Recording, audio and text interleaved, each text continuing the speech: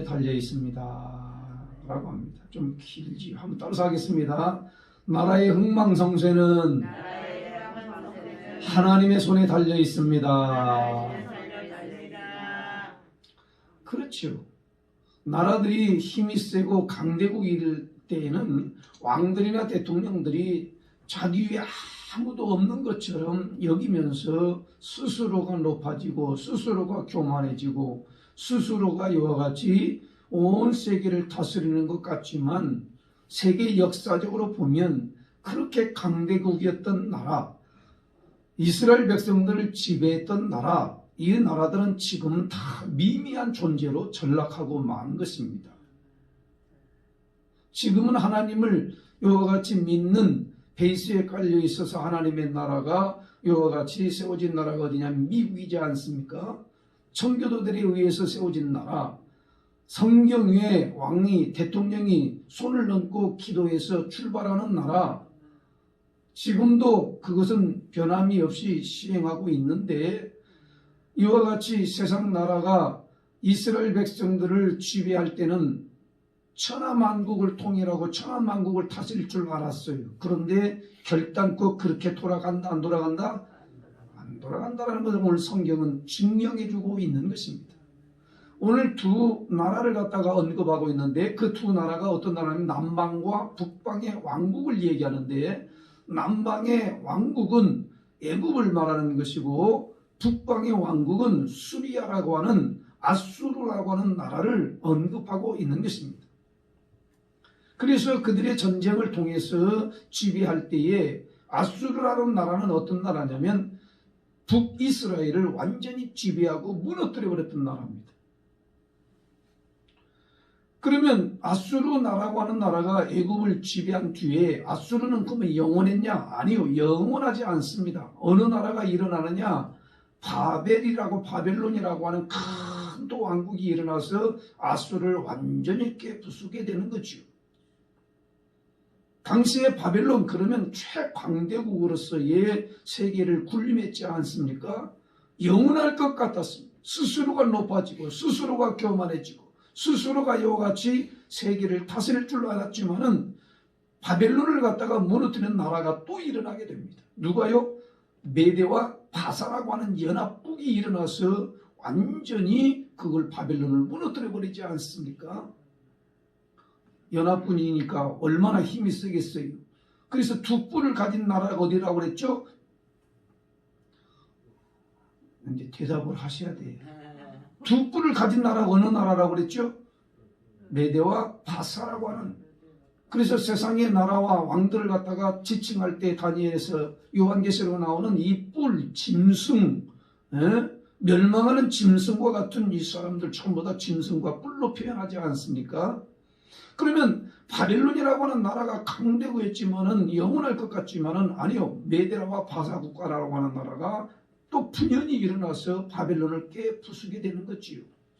그러면 메대와 바사 국가가 이와 힘이 세니까 영원할 것 같았어요. 아니요, 그것은 또 어떤 나라가 일어나죠? 헬라 제국이라고 하는 나라. 그래서 알렉산더 대왕이라고 하는 나라, 큰 힘을 가진 자가 다시 일어나서 메대와 바사 국가가 완전히 멸망을 시키지 않습니까? 그걸로 끝날 줄 알았죠. 아니요. 또 헬라국 제국 다음에 뭐가 나타나죠? 로마라고 하는 것. 천하를 통일하는 로마. 사랑하는 성도님, 이와 같이 역사는 반복이 되면서 전쟁을 통해서 이와 같이 오늘 두 왕국을 어떤 나라? 남방의 애굽과 북방의 수리아라고 하는 이 나라를 갖다가 언급하는 이유는 세상 나라끼리 전쟁하는 것이 믿는 사람들에게 무슨 관계가 있길래 오늘 다니엘서에게 하나님은 다니엘에게 이런 환상을 보여주실까? 라고 하는 것입니다. 왜 그 나라를 보여주냐 이 말이에요. 세상 나라를. 그 세상 나라가 힘이 세고 똘똘 뭉치면 누구를 지배하죠? 하나님을 믿는 이스라엘이라고 하는 유대 민족이라고 하는 이 나라를 갖다 완전히 지배 통치권에 집어넣고 너희가 믿는 하나님은 어떤다고요? 아무것도 아니다라고 하는 것을 이와 같이 저들은 교만해가지고 일어나게 되는 것을 보여주려고 하는 것입니다. 사랑하는 성도 여러분, 유대 민족이 BC 167년에 누구에게 이와 같이 안토니쿠스라고 하는 이 왕에게 지배를 당할 때에 이스라엘이 망하고 성전이 파괴가 될 때 이 성전에 뭐가 세워졌냐면요, 제우스 신에게 바치는 이 돼지머리가 성전에 세워졌다라는 사실을 우리 역사적으로 볼 수 있어요. 비참한 거지요. 한번 생각을 해보십시오. 예루살렘의 성전에 뭐가 세워졌다고요? 제우스 신에게, 그 올림픽의 제우스 신, 그 신에게 이 돼지 머리를 바쳤던 그것을 갖다가 성전에 세워졌다고 하면 이게 말이 되는 거예요. 그래서 마카비라고 하는 이 사람이 이와 같이 일어나서 유대 민족이 돌면서 항거를 해가지고 나라를 되찾게 되는 거예요. 역사적으로 그래요. 왜 이처럼 이렇게 환상으로 다 다니엘에게 보여주는 거냐? 라고 하는 것은 바로 세상 나라가 힘이 세지고 이와 같이 똘똘 뭉치게 되면 결국에는 누구를 압박하고 지배하게 되느냐? 하나님을 믿는 백성들을 다스리고 핍박을 하기 시작한다는 사실을 우리는 분명히 알아야 되는 것입니다. 왜 공산주가를 갖다가 완전히 배척을 하는 거냐? 그들이 하나님 되어서 예수 믿는 하나님의 자녀들을 완전히 어떻게 한다고요? 제거하는 게 가장 1순위가 누구가 제거되느냐? 예수 믿는 하나님의 자녀들과 목사들이. 무서운 거지요. 우리는 전쟁을 치르지 않았기 때문에 우리 부모님 세대는 다 전쟁을 치러서 전쟁이 얼마만큼 무섭다는 것을 알고 계시지만은 우리는 전쟁 후의 세대이기 때문에 그걸 치르지 않았어요. 전쟁이 얼마만큼 무서운지는 잘 몰라 실감나지는 않아요. 그러나 역사적으로 보면 전쟁이라고 하는 것은 모든 나라가 다 승자가 없이 다 패망한다는 사실을 알고 이와 같이 오늘 우리들에게 다니엘을 통해서 주시는 이 환상은 바로 뭘까? 왜 분열이 일어나고 왜 멸망을 하고 왜 넘어지는가? 오늘 성경을 우리가 자세히 읽으면서 우리가 교훈을 삼고 하나님의 나라를 위해서 하나님의 신앙생활을 위해서 끝까지 믿음의 길을 걸어가야 될 텐데 한번 3절과 14절 다 같이 한번 읽어보겠습니다. 힘이 세질 때는 어떻게 이야기하는가? 사람들은 다 거의 비슷해요. 3절 다 같이 시작.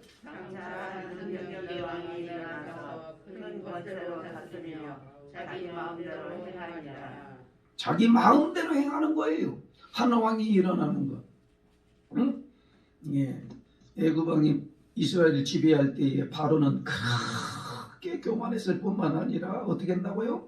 이스라엘 백성들을 지배하면서 너희가 믿는 하나님은 아무것도 아니야 라고 했던 그런 사람들. 그러나 자기 마음대로 된다 안 된다? 안 된다. 4절 말씀 읽습니다. 시작. 그러나 그가 강성할 때에 그의 나라가 갈라져 천하 사방에 나눠질 것이나 그의 자손에게 돌아가지도 아니할 것이요 또 자기가 주장하면 천세대로 되지 아니하리니 이는 그 나라가 뽑혀서 그 외에 다른 사람들에게 돌아갈 것입니다. 예, 망하는 거지요. 그 다음에 14절 읽습니다. 또 5절 읽습니다. 시작. 남방의 왕은 강할 것이나 그 군주들 중 하나는 그보다 강하여 권세를 떨치리니 그의 권세가 심히 클 것이요 그랬어요. 그 다음에 14절 읽습니다. 14절 시작.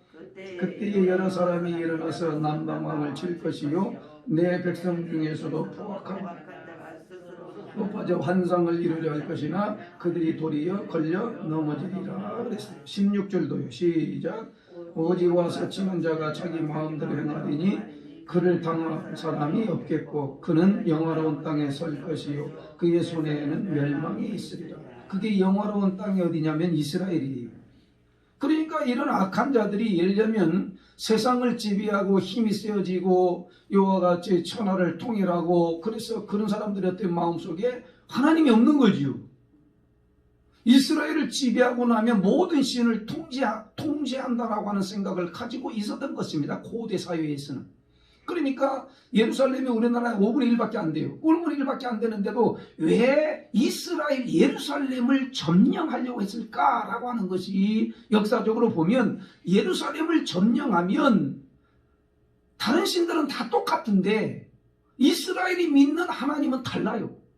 그러니까 세계를 지배하고 다스렸던 나라들은 누구를 통제권에 집어넣으려고 하느냐면 이스라엘의 유대 민족이라고 하는 그래서 그 예루살렘을 점령하고 나면 심지어는 어떻게 했죠? 예루살렘의 성전을 다 파괴하고 무너뜨린 다음에 그 성전에 있는 모든 금 기구들을 갖다가 성전 하나님을 위해서 사용했던 모든 그릇들을 갖다가 뭐예요? 잔치를 벌리면서 천명이라고 하는 이런 고관 대작들이 나라에 힘이 쓰여져 가지고 잔치할 때 그걸 가지고 술을 마셨으니, 그래서 벨사살 때에 하나님이 그걸 나타나지 않은 손가락으로 나타내 가지고 글을 써주자는 메데 데겔 우르마신, 한번 생각을 해보십시오.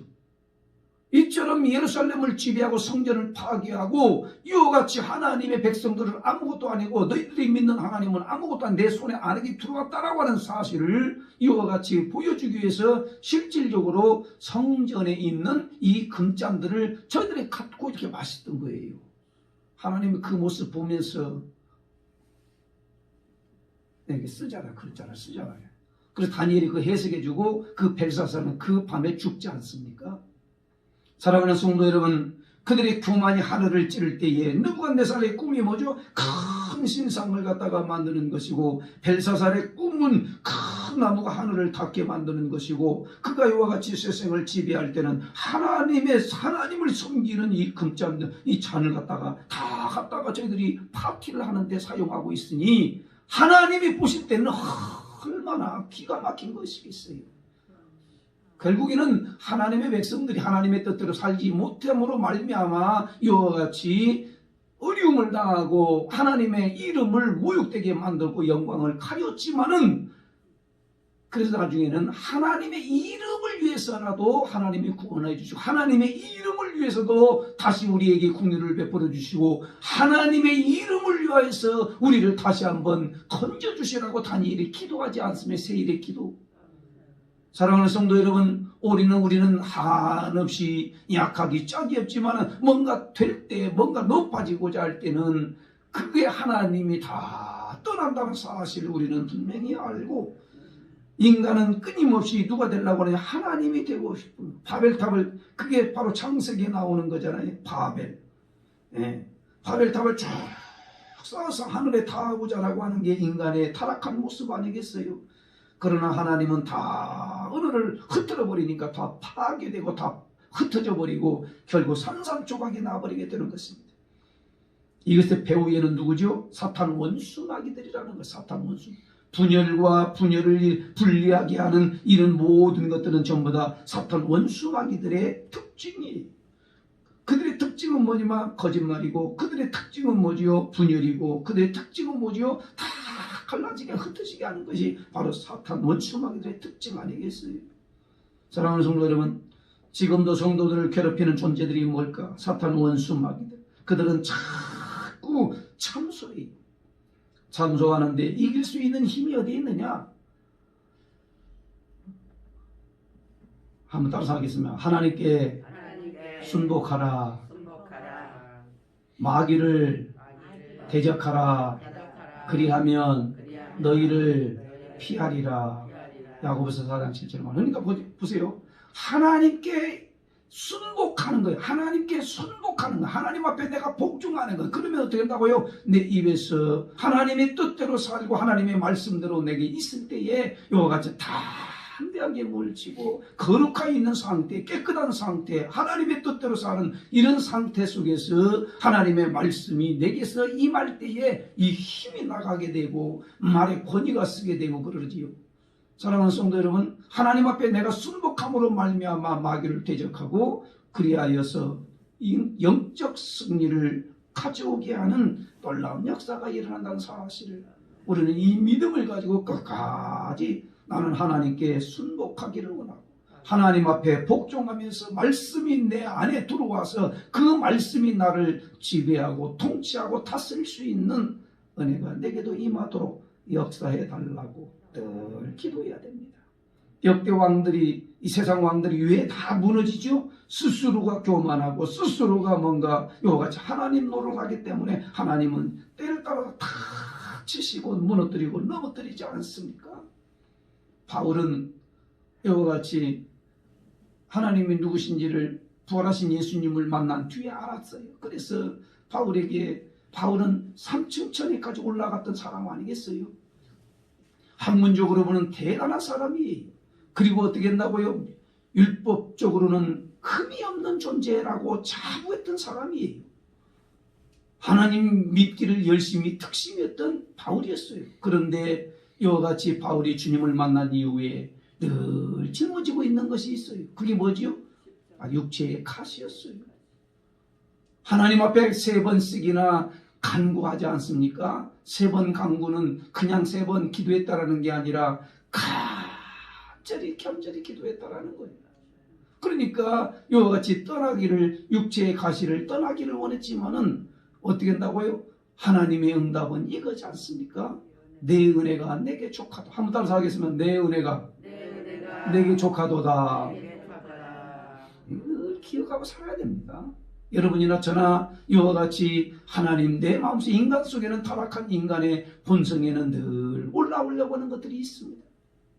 그럴 때마다 바울에게 응답을 내 은혜가 내게 족하도다. 그래서 육체의 가시를 계속 머물게 한 것은 오히려 바울을 능력 있는 사역을 감당하게 하셨고, 바울을 가시를 계속 있게 하신 것은 끝까지 착오하지 않도록 하시는 하나님의 특별한 섭리가 있었다는 사실을 우리가 믿음으로 받아들여서, 하나님이 오늘 새벽에 기도하러 왔습니다. 하나님, 기도하는 것으로 만족하지 아니하고 주여 날마다 내 자신이 하나님 앞에, 말씀 앞에 복종되어지고 주의 말씀대로 살아낼 수 있는 겸손한 사람으로 바꾸어지게 하여 주옵소서.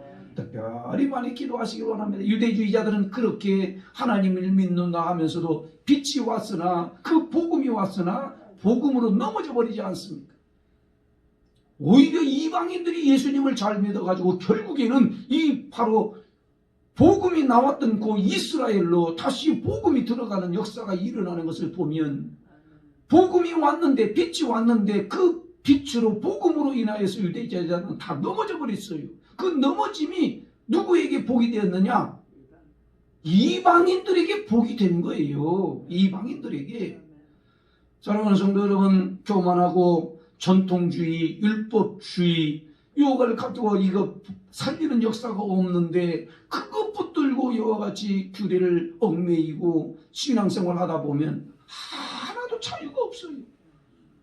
우리는 복음을 받아들이고 믿음으로 일어나 예수 그리스도께서 모든 것을, 사망권세 깨뜨리시고 저주권세 깨뜨리시고 죽은 자에서 부활하신 그 주님을 의지하는 하나님의 백성들은 매여서 사는 것이 아니라 자유할 뿐만 아니라 묶인 자들을 풀어주는 역사가 우리를 통해서 나타나기를 주님의 이름으로 축원합니다.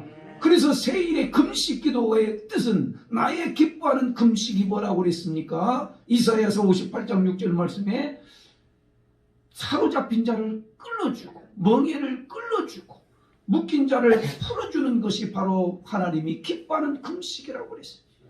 우리는 늘 금식 기도하면서도 하나님, 내 자신이 먼저 하나님 앞에 겸손하고 기도하는 자세로 임할 뿐만 아니라 묶인 자들을 풀어줄 수 있는, 묶인 자들을 자유하게 만들어가는 이런 일을 우리는 기도를 통해서, 섬김을 통해서, 사랑을 통해서 할 수 있는 놀라운 은혜가, 능력이 오늘 새벽에 나온 우리 모두에게 있기를 주님의 이름으로 축복합니다. 오늘 이 말씀을 붙들고 기도하겠습니다. 겁을 삼아야 됩니다. 스스로 교만해진 자는 반드시 무너지고 넘어지고 걸려 넘어지지만은 바울처럼 끝까지 육체의 가시를 가지고 겸손하게 끝까지 가는 자는 끝까지 쓰임받는다는 사실.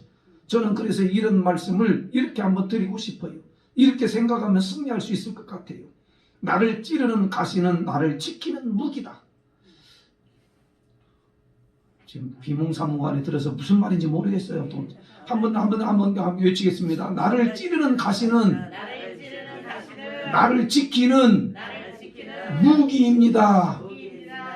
원망 불평할 것이 아니라 바울이 바로 가시가 있기 때문에 능력 있는 사역자가 되었고, 가시가 있기 때문에 끝까지 넘어지지 아니했고, 가시가 있기 때문에 자고하지 아니하고 하나님 앞에 끝까지 쓰임받지 않습니까?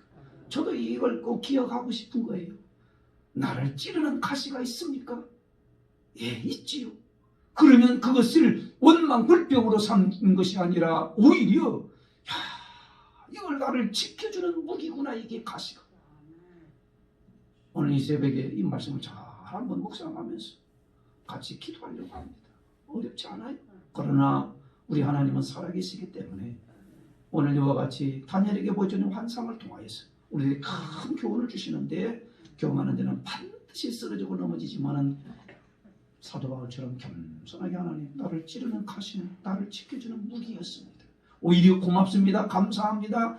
항상 주의 뜻대로 살게 해 주옵소서. 오늘 뜨겁게 간절하게 기도합니다. 나를 위해서, 자기 자신을 위해서 먼저 기도하시고, 그리고 여기 서 있는 부족한 종을 위해서 많이 기도해 주시고, 강단을 지켜주시고, 말씀이 형통케 해달라고, 신으시는 강건케 해달라고, 믿음의 동역자, 기도의 동역자, 사역의 동역자 하나님 붙여주시고 보내달라고 내가 같이 기도하려고 합니다. 교회를 위해서 많이 기도해 주시고, 그리고 각 기관들마다, 각 목장들마다 다시 세워지고 다시 힘을 입고 일어나게 해달라고, 아브라함 세대와 다음 세대들을 위하여, 약한 지체들을 위하여, 환우들을 위하여 이름을 부르면서 뜨겁게 기도해 주시기를 바랍니다. 나라와 민족을 위해서 기도하겠습니다. 선교사님과 개척교회 목사님을 위해서도 뜨겁게 기도하겠습니다. 새생명 축제의 태신자들의 이름을 부르면서 기도합니다. 주여 삼창 동성으로 부르짖어 기도하겠습니다. 주여 주여 주여. 하나님 아버지의 은혜를 감사합니다. 오늘 새벽에 우리 하나님께서